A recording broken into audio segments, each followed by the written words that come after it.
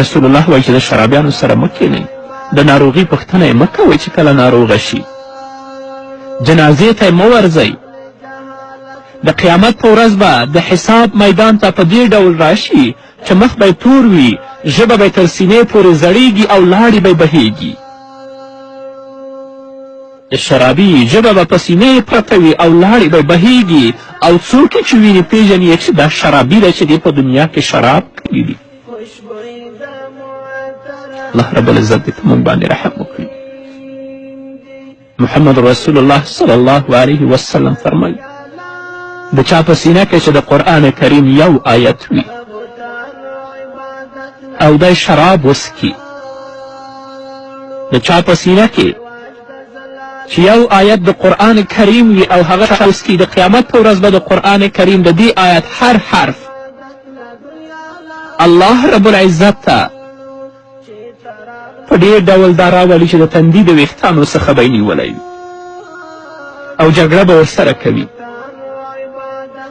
د قیامت په ورځ چې د چا قرآن کریم سره جګړه وي، هغه لپاره د ویل سخت عذاب دی، یعنی هغه لپاره د جهنم عذاب دی.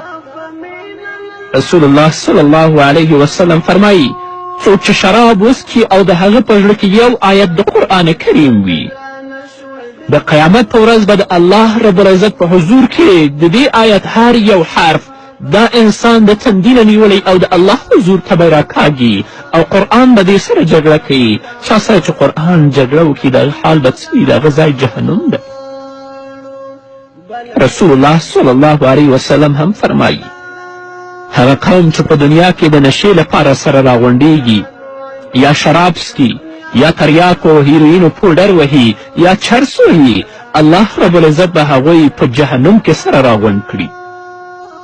خو په دنیا کې د نشو لپاره راټول شوي دي، خو دوی به الله رب العزت په جهنم کې سره راغونډ کړي.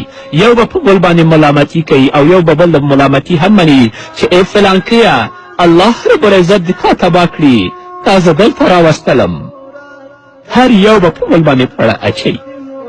نه ځوانانو ورونو، د دنیا ژوند ډیر محدود دی، ډیر لنډ دی.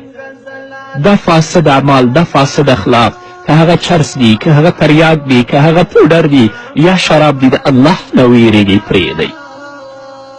د الله نه ویرېږئ، دا پرېږدئ.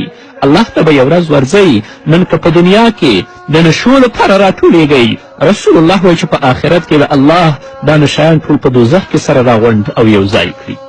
رسول الله صلی الله علیه وسلم په بل حدیث کې فرمایي څوک چې په دنیا کې زهر څکي، ډېر داسې ورونه او خویندې دي چې هغوی ځان په زهرو باندې وجني، په آخرت کې به الله رب العزت د تورو مارانو زهر په دیو باندې وڅکي.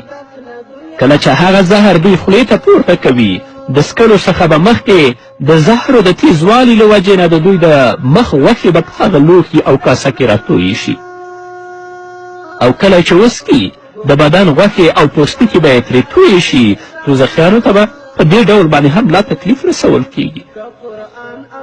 د شرابو جوړونکی، د شرابو وړونکی، چاته چې وړی او د دې پیسو خوړونکی او تجارت کوونکی، دا ټول په ګناه کې سره شریک دي. دوی به دا نه چې زه یې خرڅوم خو څه کمی نه د الله د عذاب نه به خلاص یم، نه اصلي لامل یې کوي.